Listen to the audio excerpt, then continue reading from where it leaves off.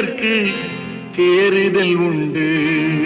ஒரு சம்பவம் என்பது நேற்று, அது சரித்திரம் என்பது இன்று.